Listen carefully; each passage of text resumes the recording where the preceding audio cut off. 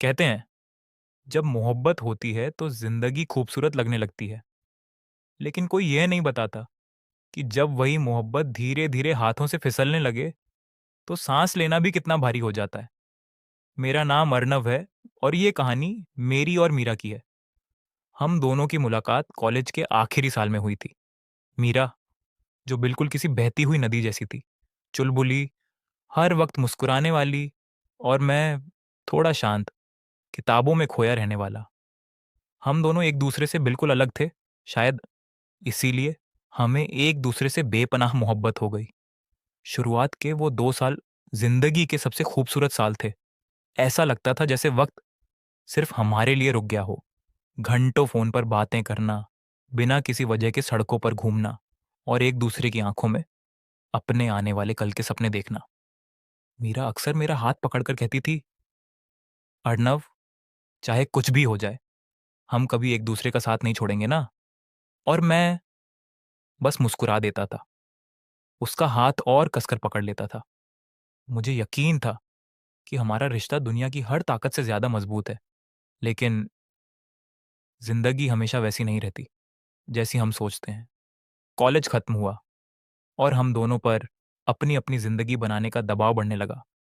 मुझे एक बड़ी कंपनी में नौकरी मिल गई, लेकिन वो नौकरी इस शहर में नहीं थी। वो यहाँ से 700 किलोमीटर दूर एक दूसरे शहर में थी। जब मैंने ये बात मीरा को बताई तो उसकी आंखों में एक अजीब सा डर था, लेकिन उसने मुस्कुराने की कोशिश की और कहा, कोई बात नहीं अर्नब, ये तुम्हारी तरक्की का सवाल है। लॉन्ग डिस्टेंस ही तो है, हम संभाल लेंगे। हमारा प्यार इस दूरी से बहुत बड़ा है।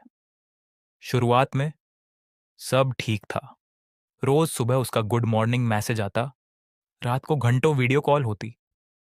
हम दोनों खुद को यकीन दिलाते रहते कि दूरी से कुछ नहीं बदला है। लेकिन धीरे धीरे वक्त बदलने लगा। नए शहर का काम, ऑफिस का दबाव, नई जिम्मेदारियां, सब बढ़ने लगा।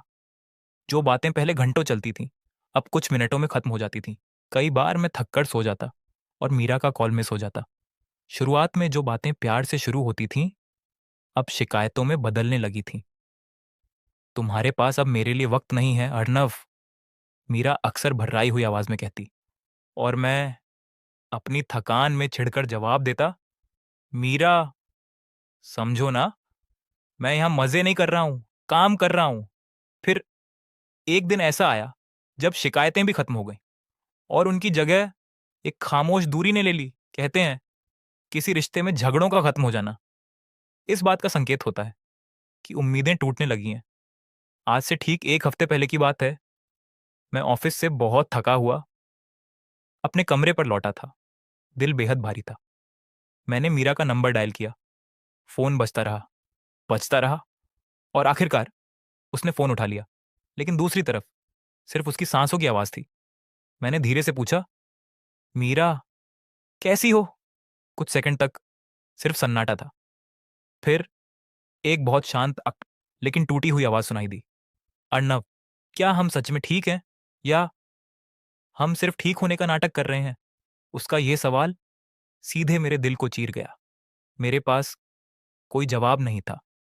फिर मीरा ने कहा, अर्नव, मुझे तुमसे कोई शिकायत नहीं है, लेकिन इस दूरी ने हमारे बीच के उस एहसास को खत्म कर दिया है जिसके सहारे हम जी रहे थे।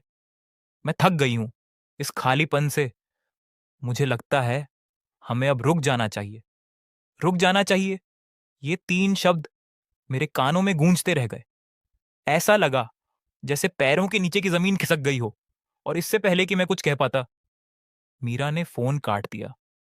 मैंने दोबारा कॉल किया, फिर किया, लेकिन उसका फोन स्विच ऑफ था।